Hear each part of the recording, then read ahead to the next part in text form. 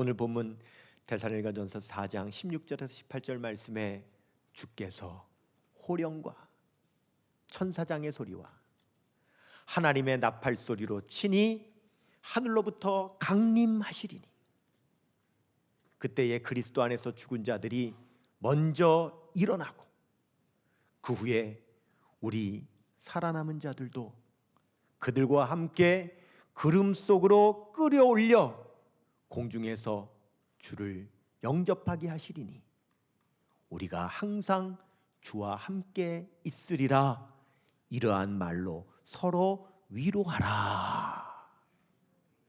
이러한 말로 서로 위로하라. 부활의 메시지, 부활의 말씀으로 서로 위로하라고 말씀하고 계시는 거죠. 여러분, 위로가 뭡니까?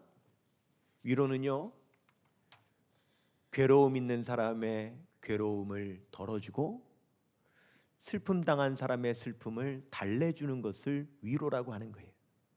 그런데 우리는 연약한지라 내가 내 괴로움도 내가 내 슬픔도 감당을 못하는데 우리가 다른 사람의 괴로움을 어찌 덜어줄 것이며 다른 사람의 슬픔의 문제를 우리가 어떻게 해결해 줄 겁니까? 그렇기 때문에 사실 우리가 위로한다고는 하지만 할 수 있는 것은 고작 말로 그 사람에게 위로하는 것, 그거밖에 없는 거죠. 참 아름다운 노래 가사가 있어서 제가 소개해 드릴게요. 숨을 크게 쉬어봐요. 당신의 가슴 양쪽이 저리게. 조금은 아파올 때까지 숨을 내뱉어봐요. 당신의 안에 남은 게 없다고 느껴질 때까지. 숨이 벅차올라도 괜찮아요. 아무도 그댈 탓하지 않아. 가끔은 실수해도 돼. 누구든 그랬으니까. 괜찮다는 말뿐인 위로지만 누군가의 한숨, 그 무거운 숨을 내가 어떻게 헤아릴 수가 있을까요? 당신의 한숨, 그 깊이를 이해할 수는 없겠지만 괜찮아요. 내가 안아줄게요. 이 노래는 최근에 나온 노래예요. 젊은 아이돌 가수들이 부르는 노래 가운데 한 노래인데 저는 이만큼 가사가 좋고 이만큼 멜로디가 좋은 노래가 어디 있을까 싶을 정도로 참 좋은 노래입니다. 근데 이 노래는 아주 젊은 아이돌 남자 가수가 직접 가사를 쓰고 직접 작곡해서 만든 노래예요. 그런데 그 가수가 안타깝게도 이 노래를 만든 후 얼마 되지 않아 스스로 생명을 끊었어요. 왜 그랬을까요? 아마 자기에게 이런 깊은 한숨이 있었을 거예요.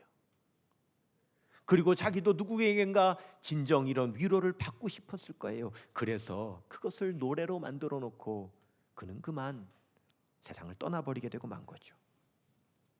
여러분, 누구에게 위로가 필요합니까? 언제 위로가 필요합니까?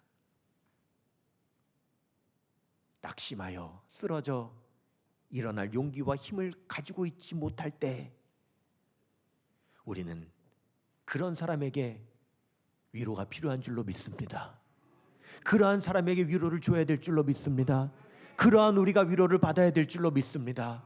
그렇다면 리저렉션, 다시 저 땅 아래에 쓰러져 있는 사람이 다시 렉트, 일어난다 라고 하는 이 부활의 메시지야말로 여러분 진정한 위로가 되는 줄로 믿습니다.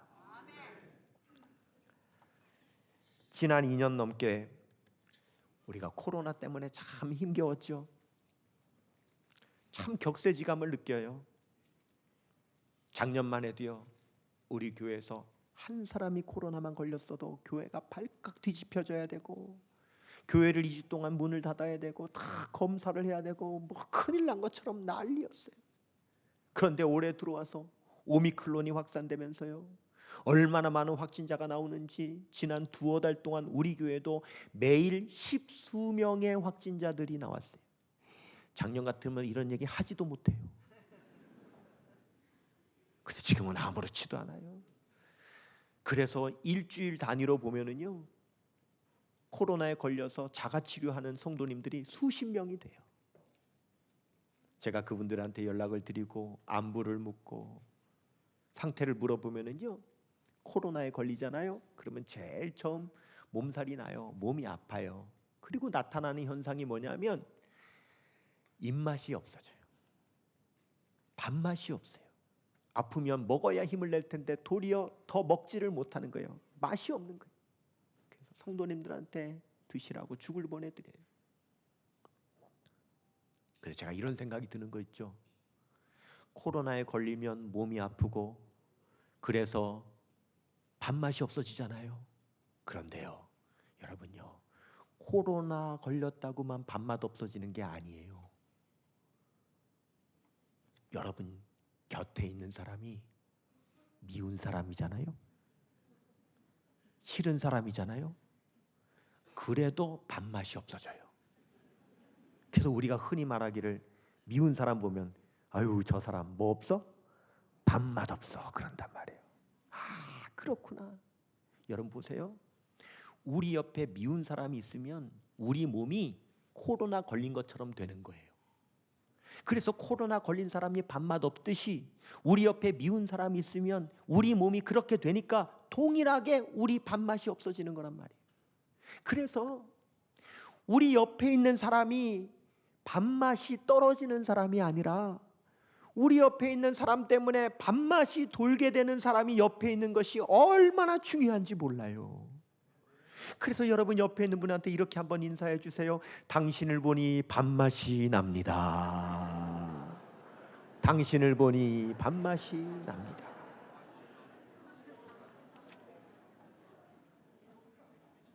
여러분 내 옆에 있는 그 사람 때문에 없었던 내 밥맛이 돌면은요, 그 사람이 나에게 위로자가 되는 거예요.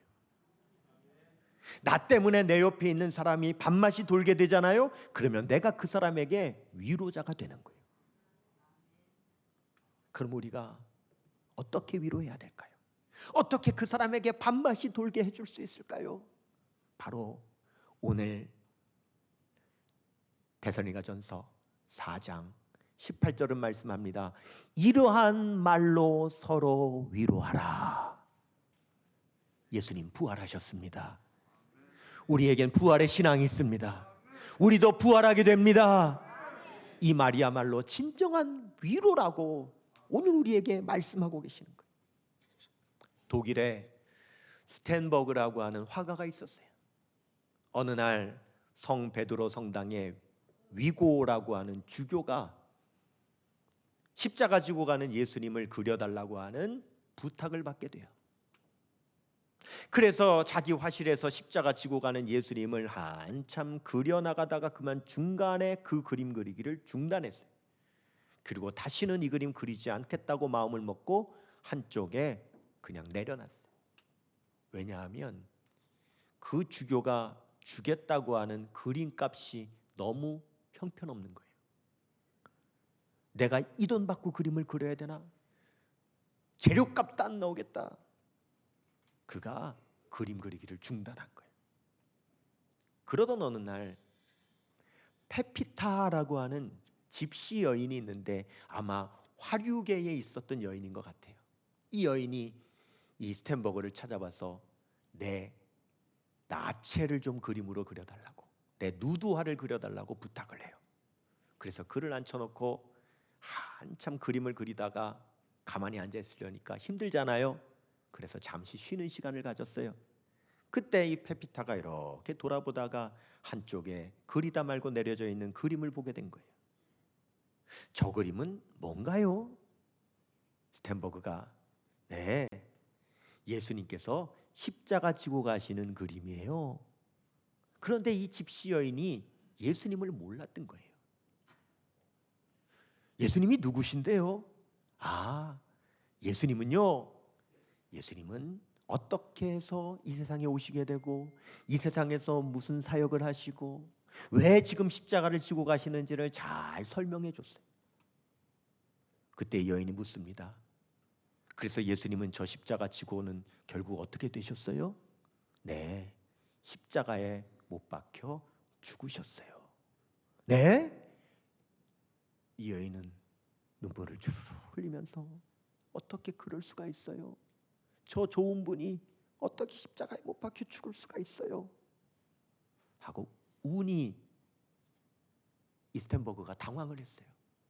아유, 걱정 마세요. 울지 마세요. 괜찮아요. 그런데 예수님이요 3일 후에 부활하셨어요. 그리고 살아나셔서 지금도 살아계세요. 그러자 그 여인의 얼굴이 환해졌어요. 정말이에요. 부활하셨어요. 너무 잘 됐네요. 하고 막 기뻐하는 거예요. 그런데 그 기뻐하는 여인의 모습을 볼 때 이스텐버그가 충격을 받아요. 저 여인은 십자가에 못 박혀 죽으신 예수님이 부활하셨다는 이 이야기에 저토록이나 기뻐하는데 나는 그 예수님을 그리다가 그림값이 싸다는 이유로 그 그림을 나는 중간에 포기하고 저렇게 내버려 뒀는가? 그리고는 하나님 앞에 회개하고 다시 그 그림을 꺼내어 끝까지 그림을 잘 완성했습니다. 이 그림은 스텐버그의 십자가라는 이름으로 지금도 세계적인 명화의 반열에 올라 있는데, 이 그림은 그 무엇보다 그리다 중단하여 버려졌던 그림이 다시 부활하여 명화가 되었다는 사실로 더 유명한 거예요. 우리는 두 가지 부활을 믿습니다. 첫 번째, 예수님 다시 오시는 그날 우리는 새로운 몸을 입고 새하늘과 새 땅에서 우리 주님과 함께 영생 복락을 누리는 부활이 있음을 믿습니다. 그런데 그날까지는 이 세상에 사는 동안 그 부활의 신앙을 가지고 삶의 때로는 힘겹고 어렵고 낙심되고 절망되는 일이 있을 때 포기하지 않고 우리는 그 부활의 신앙으로 힘입어 다시 일어선다라고 하는 그 두 번째 부활의 믿음이 있는 것입니다. 그런데 안타까운 사실은 이 위대한 부활의 신앙을 소유하고 있지 않은 사람들이 너무 많다는 거예요. 이 부활의 소식을 듣지 못한 사람들이 너무 많다는 거죠. 오늘 본문 데살로니가전서 4장 13절 말씀에 형제들아 자는 자들에 관하여는 너희가 알지 못하기를 원하지 아니하노니 이는 소망이 없는 다른 이들과 같이 우리도 슬퍼하지 않게 하려 함이라. 여기 세 종류의 사람이 나오죠. 부활을 알지 못하는 사람, 소망이 없는 사람, 슬퍼하는 사람. 부활을 알지 못하니 소망이 없고 소망이 없으니 슬퍼할 수밖에 없다는 거예요. 데살로니가후서 3장 2절에 믿음은 모든 사람의 것이 아니라 그랬어요. 한번 따라해 봅시다. 믿음은 모든 사람의 것이 아닙니다. 모든 사람이 믿음을 가지고 있지 않아요. 지금까지 인류 역사상 그 어느 나라, 그 어느 곳에서도 믿는 자보다는 믿지 않는 사람이 더 많았어요. 부활의 신앙을 가지고 있는 사람보다는 부활의 신앙을 가지고 있지 않는 사람들이 늘 훨씬 많았어요. 부활의 믿음은 모든 사람의 것이 아니에요. 제가 장례식장에 가서 장례를 집례할 때 부활의 메시지를 전하죠. 비록 우리가 살아가는 일을 일찍 떠나보냈지만 그러나 우리에겐 소망이 있습니다. 예수님 다시 오실 때에 우리는 부활하여 우리는 그의 얼굴을 천사의 얼굴처럼 다시 만나게 될 것입니다. 이 부활의 메시지를 전하면은요, 믿음 있는 사람들은 아멘, 아멘 하면서 위로를 받고 그 말씀을 받아들여요. 그런데 똑같은 장례식장에 있지만 믿음이 없는 사람들은 표정도 없고 감동도 없죠. 그 들려오는 목사의 설교는 그저 기독교의 황당한 교리일 뿐인 것이죠. 저는 참 무던히도 경품에 당첨이 안 되는 은사가 있어요. 나는 복권도 안 되고요, 뽑기도 안 되고요, 심지어 두 사람 남아서 한 사람 뽑아도 옆 사람이 뽑히지 나는 안 뽑혀요. 그런데 괜찮아요. 믿음이 있으니까. 모든 사람이 가지고 있지 않은, 이 세상에 소수만 가지고 있는 그 믿음, 그 부활의 믿음을 가지고 있으니까 다른 거에 안 뽑혀도 상관없어요. 저는 매일 교회 사역을 마치고 저녁에 집에 갈 때는 항상 송도 해변을 지나야 저희 사택이 나와요. 저녁에 송도 해변을 지나면은요, 저녁에 송도 해변에는 자동차들이 꽉 차요. 사람들이요 거기 바글바글해요. 송도 해변에 치킨집, 호프집, 조개구이집, 소주집에 사람들이 바글바글해요. 코로나로요 사람들이 다 벌벌 떨 때도요 거기는 바글바글해요. 왜 그럴까요? 뭔가 즐거움이 있기 때문이겠죠. 무더운 여름밤 바닷가에서 좋아하는 사람들과 모여서 치킨에 맥주 한 잔,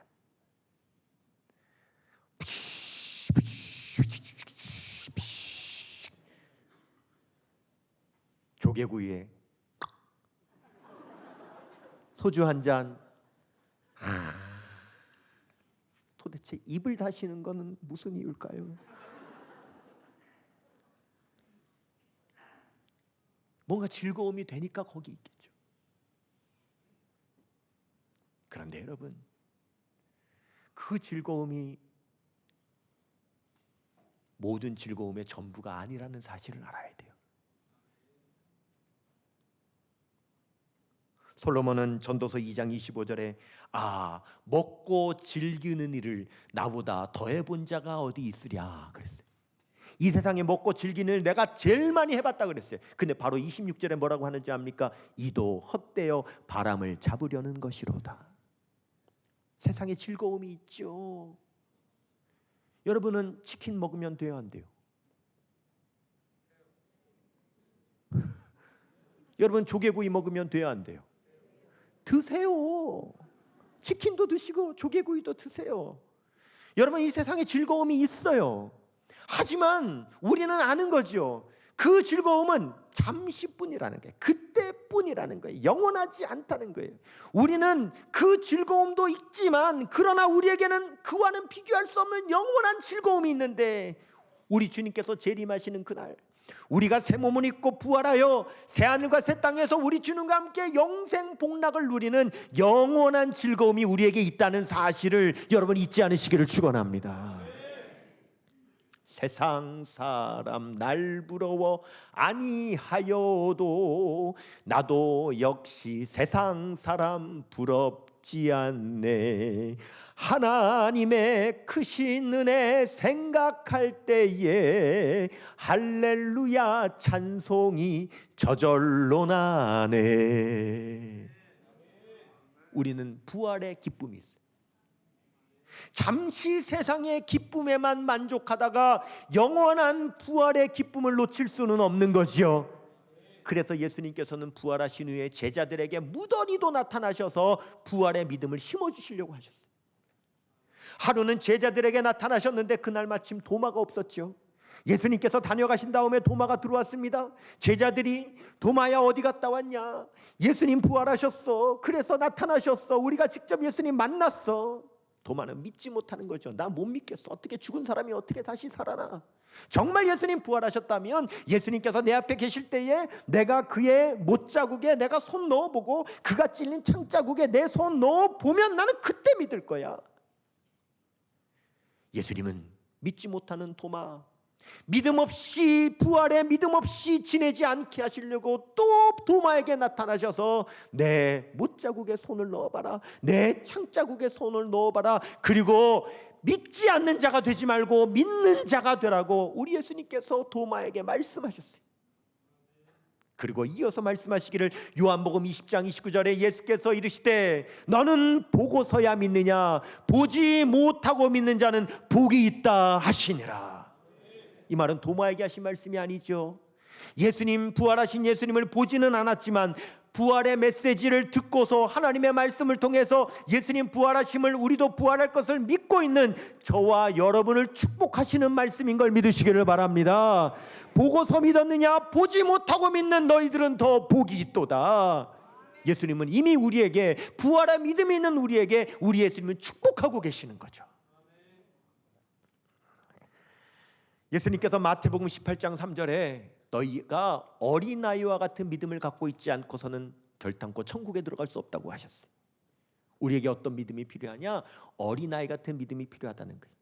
예수님의 부활을 어린아이와 같이 그렇게 믿으라고 말씀하시는 거예요. 저 경기도 안산에 가면 안산에서 제일 크고 유명한 교회가 하나 있어요. 꿈의 교회라 하는 교회가 있어요. 그 교회 목사님이 김학중 목사님이라 하는 분이 목회를 하는 교회인데, 그 목사님하고 저하고 한 15년 전에 어린이 선교단체인 어와나에서 같이 이사로 활동을 했어요. 그리고 같이 이제 교제도 나누고 제가 그 교회에 가서 집회에 말씀을 전하기도 했어요. 근데 그 당시에 저도 아이가 초등학생이었고 그분도 아이가 초등학생이어서 서로 이제 아이 얘기를 재밌게 나눌 수 있었어요. 근데 이분이 한 번은 자기 막내 아들 얘기를 해요. 자기 막내 아들이요, 초등학교에 입학을 했는데 1학년이죠. 입학한 지 며칠 안 됐는데 담임 선생님한테 전화가 온 거예요. 아버님, 제가 이 아드님에 대한 이 얘기는 아무래도 꼭 드려야 될 것 같아서 제가 오늘 전화를 어렵게 드렸습니다. 그러더래요. 그래서 혹시 자기 아들이 입학하자마자 며칠 만에 뭐 사고를 쳤나 싶어가지고 걱정을 하고 전화를 받는데 그 선생님이 그러더라는 거예요. 제가요, 요 며칠 계속 두통이 있어가지고 수업 가르치고 나서 쉬는 시간에는 교실에 책상에 앉아가지고 제가 머리를 계속 부여잡고 있었거든요. 그래서 쉬는 시간에 머리를 이렇게 움켜쥐고 있는데 아무개가, 그 목사님 아들이죠, 뚜벅뚜벅 걸어 나오더니 선생님 어디 아프세요? 그래서 그러게 내가 요즘 머리가 좀 계속 아프네. 그랬더니 선생님, 저희 아빠가요, 아픈 사람이 오면 안 아프게 해주는 방법이 있는데 그거 제가 해드릴까요? 아빠가 의사시니? 선생님 저희 아빠 잘 모르시죠? 대통령은 김대중, 대우그룹 회장은 김우중, 저희 아빠는 김학중인데요, 안산 꿈의 교회 목사님이에요. 무릎 꿇으세요. 이제 선생님이 눈치를 챈 거예요. 아빠가 목사님이라 그러니까. 그래서 차마 무릎은 못 꿇겠고 아이들 앞에서 그래서 머리만 살짝 뒤밀었대요. 그랬더니 아이가 선생님 머리에 손을 얹고 나사렛 예수의 이름으로 명하노니 두통은 사라질지어다, 병만은 떠나갈지어다. 예수님 우리 선생님 두통을 낫게 하여 주시옵소서. 선생님 아멘 하세요.